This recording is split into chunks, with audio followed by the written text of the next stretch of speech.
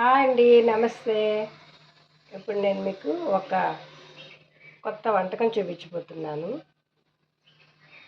Welcome to my channel Sita Padmaja vlogs. ఇవి అల్లం వెల్లుల్లి మసాలా ఎటువంటి మసాలాలు వాడకుండా తయారు చేసిన పాలక్ రైస్ అన్నమాట.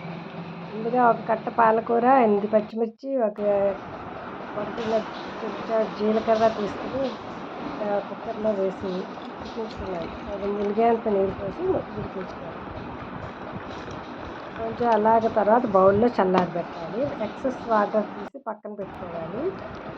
ఎందుకంటే అది మళ్ళీ అవసరమైతే వాడుకోవచ్చు, లేదంటే దాన్ని సూప్గా కూడా చేసుకోవచ్చు. ఇందులో వేసాను, మిక్సీ చేస్తాం కదా, టెక్స్చర్ చూసుకుంటున్నాను. అది మరీ ముద్దగా ఉందా, గరిటె జారుగా ఉండాలన్నమాట పేస్ట్. మరీ ముద్దగా ఉంటే బాగోదు. అందుకని ఆ వాటర్ నేను ఇందులో కొంచెం వాడాను. కన్సిస్టెన్సీ బాగా వచ్చేలాగా ఉంది, బాగుంది. దీన్ని ఇప్పుడు ఒక మూకుడు పెట్టి అందులో కొంచెం నూనె వేయాలి. కొంచెం నూనె ఎక్కువే పడుతుంది దీనికి. అక్కడ అన్నం కొంచెం బౌల్లో వేసి చల్లారబెట్టాను. పులిహోర అన్నం వండినట్టుగా వండుకోవాలి. అలా కొంచెం చల్లారబెడితే పులిహోరలకి చల్లారబెడితే ఇది ముద్దగా అయిపోకుండా ఉంటుందన్నమాట. ఇందులో జీలకర్ర, పచ్చిమిర్చి వేసి వేయించుకుని తర్వాత పేస్ట్ వేయాలి. పేస్ట్ వేసి వేయించాలి.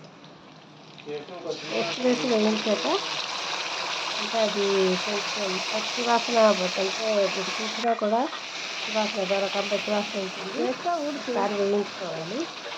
బాగా వేగాక దాంట్లో ఈ బౌల్లో చల్లారి పెట్టుకున్నాం కదా అన్నం, అది పెట్టి వేసేసుకోవాలి. వేసుకుని కలపాలి. బాగా కలిపితే